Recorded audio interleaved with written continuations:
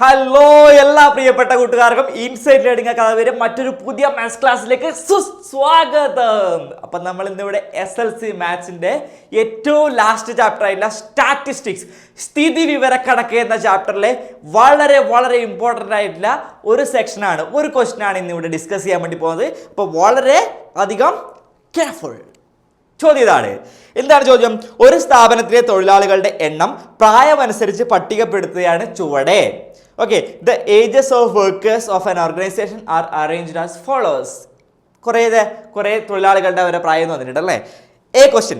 പ്രായത്തിന്റെ അടിസ്ഥാനത്തിൽ തൊഴിലാളികളെ ക്രമീകരിച്ചാൽ എത്രാമത്തെ തൊഴിലാളിയുടെ പ്രായമാണ് മധ്യമ പ്രായം എന്ന് എടുക്കുന്നത്?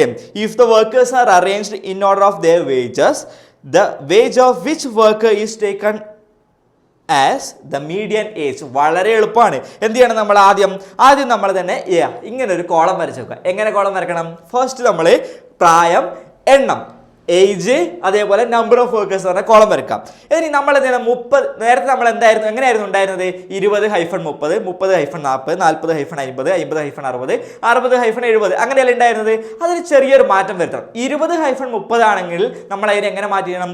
ബിലോ 30, ബിലോ 30, അല്ലെങ്കിൽ 30-ൽ കുറവ് എന്ന് മലയാളത്തിൽ പറയും. പിന്നെയോ 30-ൽ കുറവ്, 40-ൽ കുറവ്, 50-ൽ കുറവ്, 60-ൽ കുറവ്, 70-ൽ കുറവ്, below 30, below 40, below 50, below 60, below 70 എന്ന് പറഞ്ഞ വിധത്തിൽ നമ്മൾ ഒന്നാമത്തെ കോളത്തിനെ മാറ്റി എഴുതി. രണ്ടാമത്തെ കോളം നമ്മൾ എന്ത് ചെയ്തു? എണ്ണം, നമ്പർ ഓഫ് വർക്കേഴ്സ്, തൊഴിലാളികളുടെ എണ്ണം തന്നിട്ടുണ്ട് അല്ലേ? അത് നമ്മൾ എന്ത് ചെയ്തു? ഓരോ കോളം കൂട്ടി എഴുതി. അതായത് ഒന്നാമത്തെ കോളത്തിൽ എന്ത് ചെയ്തു? നമ്മൾ ചോദ്യത്തിലെ ഒന്നാമത്തെ കോളം എന്താണോ അത് തന്നെ എഴുതി. രണ്ടാമത്തെ കോളത്തിൽ നമ്മൾ എന്ത് ചെയ്തു? ഒന്നാമത്തെ രണ്ടാമത്തെ കോളം കൂട്ടി. ഓക്കെ, ഒന്നാമത്തെ രണ്ടാമത്തെ കൂടെ കോളം കൂട്ടിയിട്ട് രണ്ടാമത്തെ കോളത്തിൽ എഴുതി. മൂന്നാമത്തെ കോളത്തിലോ ഒന്നാമത്തെ രണ്ടാമത്തെ മൂന്നാമത്തെ കൂടെ കോളം കൂട്ടി. അങ്ങനെ ഓരോ എണ്ണം കൂട്ടി എഴുതാം. കൂട്ടി നമ്മൾ എഴുതി. എന്തെഴുതി? 9, 19, 27, 32, 33 എന്ന് കൂട്ടി നമ്മൾ എഴുതി. അതിനുശേഷം നമ്മൾ എന്ത് ചെയ്യണം? ഇവിടെ എണ്ണം എത്ര എണ്ണം ഉണ്ട് നോക്കി.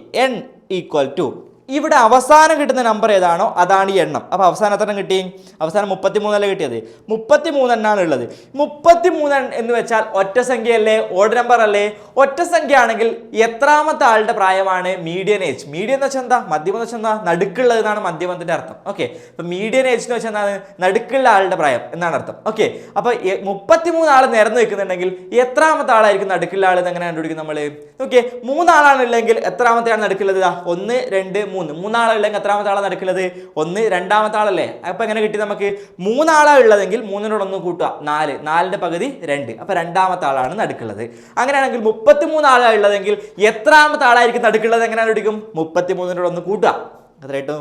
34 കിട്ടൂലേ? 34ന്റെ പകുതി എത്രയാ? 17. അപ്പൊ 17ാം സ്ഥാനത്തുള്ള ആളാണ് നടുക്കുള്ള ആൾ. നമുക്ക് എങ്ങനെ കണ്ടുപിടിക്കാം? അത് n+1/2 ഒബ്സർവേഷൻ. 2th പൊസിഷൻ എത്രയാണെന്ന് നോക്കിയാൽ മതി. അപ്പോൾ n+1/2 വെച്ചാൽ എന്താ? n എത്രയാണ്? 33. അപ്പോൾ എന്തായിട്ട് നമുക്ക് 33 + 1/2. 33 + 1 വെച്ചാൽ എത്രയാ? 34. 34/2 വെച്ചാൽ 17. അപ്പോൾ 17ാമത്തെ ആളുടെ പ്രായമാണെന്ത്?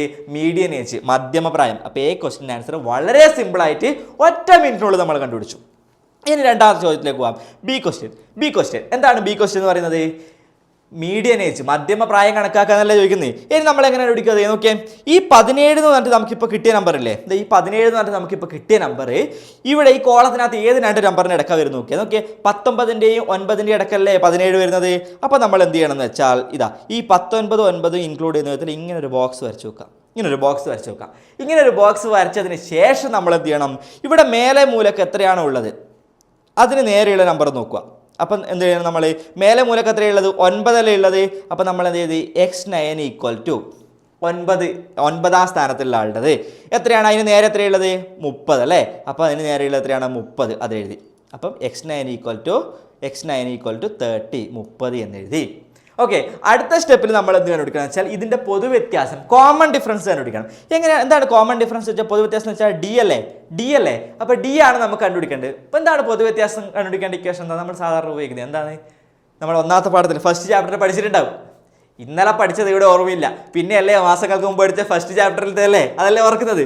എന്താണ് നമുക്ക് കോമൺ ഡിഫറൻസ് കണ്ടുപിടിക്കേണ്ടത്? Term difference by position difference, പദവ്യത്യാസം ബൈ സ്ഥാനവ്യത്യാസം. നോക്കിയേ, എന്താണ് പദവ്യത്യാസം എന്ന് വെച്ചാൽ? ഇത് തമ്മിലുള്ള വ്യത്യാസം അതാണ് പദവ്യത്യാസം. ടേം ഡിഫറൻസ് ബൈ ഇത് തമ്മിലുള്ള വ്യത്യാസം അതാണ് പൊസിഷൻ ഡിഫറൻസ്. അപ്പം നോക്കിയേ, 30-40 തമ്മിലുള്ള വ്യത്യാസം ബൈ 19 9 തമ്മിലുള്ള വ്യത്യാസം. അപ്പോൾ എത്രയാണ് 10 അല്ലെ? 30 40 തമ്മിലുള്ള വ്യത്യാസം 10 ആണ് ബൈ 19 9. അതായത് ഇത് തമ്മിലുള്ള വ്യത്യാസം, ഒരു മിനിറ്റ് കാണുന്നില്ല അല്ലേ, കാണുന്നില്ല, നമുക്ക് കളർ മാറ്റാം. എന്താ ഇത് തമ്മിലുള്ള വ്യത്യാസം എത്രയാണ്? 30 40 തമ്മിലുള്ള വ്യത്യാസം 10 ബൈ ഇത് തമ്മിലുള്ള വ്യത്യാസം എത്രയാണ്? അതും 10 തന്നെയല്ലേ? അപ്പോൾ 10 ബൈ 10 എന്ന് കിട്ടിയില്ലേ നമുക്ക് ആൻസർ? 10 ബൈ 10 എത്രയാ? 1. അതായത് ഡി സമം നമുക്ക് എത്ര കിട്ടി? ഡി ഈക്വൽ ടു 1 കിട്ടി. ഡി പൊതു വ്യത്യാസം 1 കിട്ടി. അതിനുശേഷം നമ്മൾ എന്ത് ചെയ്യണം നോക്കിയേ, ഇവിടെ നമ്മൾ x9 അല്ലേ കണ്ടുപിടിച്ചത്? x9 ആണ് കണ്ടുപിടിച്ചെങ്കിൽ തൊട്ടടുത്ത സ്റ്റെപ്പിൽ നമ്മൾ എന്ത് ചെയ്യണം? x10 കണ്ടുപിടിക്കാം. ഇവിടെ എത്രയാണോ കണ്ടുപിടിച്ചത് അതിനേക്കാൾ 1 കൂട്ടിയത് കണ്ടുപിടിക്കണം. അപ്പോൾ നമ്മൾ എന്ത് ചെയ്താൽ മതി നോക്കിയേ, x9ൻ്റെ കൂടെ ഒരു d/2 കൂട്ടിയാൽ മതി. ഓക്കെ, അത് d/l അല്ല കേട്ടോ, 2 ആണ് d/2 കൂട്ടിയാൽ മതി. അപ്പോൾ നമുക്ക് എത്ര കിട്ടും നോക്കിയേ? d/2 x9 നമ്മൾ എത്രയായിട്ട് എടുത്തിട്ടുണ്ട്? 30 പ്ലസ് d/2. ഡി എത്രയാണ്? ഡി എന്ന് വെച്ചാൽ 1 അല്ലേ?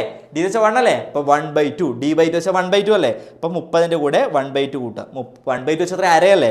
അപ്പോൾ എത്ര കിട്ടി? 30.5 കിട്ടി. അപ്പം 10ാം സ്ഥാനത്തുള്ള ആളുടെ കൂലി നമുക്ക് എത്ര കിട്ടി? 30.5 കിട്ടി. നമുക്ക് 10ാം സ്ഥാനത്തുള്ള ആളുടെ ആണോ കണ്ടുപിടിക്കേണ്ടത്? അല്ല, നമ്മൾ എത്രാം സ്ഥാനത്തുള്ള ആളെ കണ്ടുപിടിക്കണേ? 17ാം സ്ഥാനത്തില്ല. നോക്കിയേ അല്ലേ, 17ാം സ്ഥാനത്തുള്ള ആളുടെ അല്ലേ നമ്മൾ കണ്ടുപിടിക്കേണ്ടത്. അതെങ്ങനെ കണ്ടുപിടിക്കും? നോക്കിയേ, നമ്മൾ എന്ത് ചെയ്യണം? അടുത്തത് x17 ഈക്വൽ ടു 17ാം സ്ഥാനത്തുള്ള ആളെ നമ്മൾ കണ്ടുപിടിക്കാൻ വേണ്ടി പോകുന്നത്. ഇപ്പോൾ 17ാം സ്ഥാനത്തുള്ള ആളെ കണ്ടുപിടിക്കണമെങ്കിൽ നമുക്ക് ലാസ്റ്റ് ഇവിടെ എന്താണ് കിട്ടിയത്? ഇവിടെ അവസാനമായിട്ട് നമുക്ക് ഇപ്പോൾ എന്താ കിട്ടിയിട്ടുള്ളത്? 10ാം സ്ഥാനത്തുള്ള ആളുടെ അല്ലേ കിട്ടിയത്? അത് എത്രയാണ് നമുക്ക് കിട്ടിയിട്ടുണ്ട്? 10ാം സ്ഥാനത്തുള്ള ആളുടെ നമുക്ക് എത്ര കിട്ടിയിട്ടുണ്ട്? 30.5 അല്ലേ? അപ്പോൾ നമ്മൾ എന്ത് ചെയ്യണം? x10 പ്ലസ് ഓക്കെ 10ൻ്റെ കൂടെ എത്ര കൂട്ടിയാൽ 17 കിട്ടും? 10ൻ്റെ കൂടെ എത്ര കൂട്ടിയാൽ 17 കിട്ടും? 7 കൂട്ടിയാലല്ലേ? അപ്പോൾ 7d എന്ന് എഴുതുക. ഓക്കെ, ആദ്യത്തെ തവണ മാത്രമേ നമ്മൾ d/2 കൂട്ടുണ്ടൂ. പിന്നെ അങ്ങോട്ട് ഏത് കണ്ടുപിടിക്കുമ്പോഴും നമ്മൾ എന്ത് കണ്ടുപിടിച്ചാൽ മതി? d കൂട്ടിയാൽ മതി. ഓക്കെ, അപ്പം x17 equal to x10 plus 7d, x10 plus 7d അല്ലേ? ഈ x10 എത്രയാണ് നമുക്ക് ഇവിടെ കിട്ടിയിട്ടുണ്ടതാ? എത്രയാണ് കിട്ടിയിട്ടുണ്ട്?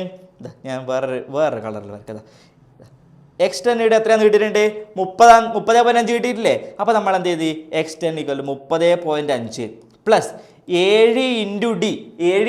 ഡി എത്രയാണ് നമുക്ക് നേരത്തെ ഓൾറെഡി കിട്ടിയിട്ടുണ്ട്? 1 കിട്ടിയിട്ടുണ്ട്. അപ്പോൾ x17 ഈക്വൽ ടു നമുക്ക് എത്ര കിട്ടി? 30.5 പ്ലസ് 7 ഇൻറ്റു ഡി എത്രയാ? 7 ഇൻറ്റു 1 എത്രയാ? 7 ടു 1 തന്നെയല്ലേ? അപ്പം 30.5 പ്ലസ് 7 എത്ര കിട്ടി?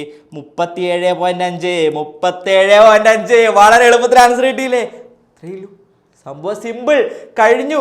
മീഡിയൻ ഏജ്, മധ്യമപ്രായം 37.5. വളരെ എളുപ്പത്തിൽ കിട്ടിയില്ലേ? അപ്പോൾ ഇങ്ങനത്തെ ഒരു ചോദ്യം നമ്മളെ SLC പരീക്ഷയ്ക്കും മോഡൽ പരീക്ഷയ്ക്കും ഉറപ്പായിട്ട് പ്രതീക്ഷിക്കാം. 99.9999% ഇങ്ങനത്തെ ചോദ്യം തന്നെയായിരിക്കും നമുക്ക് എക്സാമിന് ഉണ്ടാവുക. അപ്പോൾ ഇത് വളരെ കാര്യമായിട്ട് വീണ്ടും കണ്ട് നമ്മൾ മനസ്സിൽ ഉറപ്പിച്ചാൽ നമുക്ക് എന്നിട്ടും 5 മാർക്കുമായിട്ടാണ് തോന്നുന്നു ഇതിൻ്റെ എക്സാമിന് ഉണ്ടാവുക. ആ 5 മാർക്ക് നമ്മുടെ പോക്കറ്റിലാവും. ഇവിടെ പോക്കറ്റില്ല, അപ്പോൾ പോക്കറ്റിലാവും. അപ്പോൾ നമ്മൾ ഉഷാറായിട്ട് ഈ ചാപ്റ്റർ നമ്മൾ 2 പാർട്ടായിട്ട് 3 സെക്ഷനാണ് ഉണ്ടായിരുന്നത് അല്ലേ? 3 സെക്ഷനാണ്. ഒന്നാമത്തെ സെക്ഷൻ, രണ്ടാമത്തെ സെക്ഷൻ നമ്മൾ കഴിഞ്ഞ വീഡിയോ ചെയ്തു. ലാസ്റ്റ് സെക്ഷൻ, ഇമ്പോർട്ടൻ്റ് ആയിട്ട് സെക്ഷനാണ് നമ്മൾ ഇന്നിവിടെ ഡിസ്കസ് ചെയ്തത്. എല്ലാ കൂട്ടുകാർക്കും മനസ്സിലായിട്ടുണ്ടാവും എന്ന് വിചാരിക്കുന്നു. അപ്പോൾ വീണ്ടും അടുത്ത വീഡിയോയുമായി, പുതിയൊരു വീഡിയോയുമായി കാണുന്നവരേക്കും വണക്കം.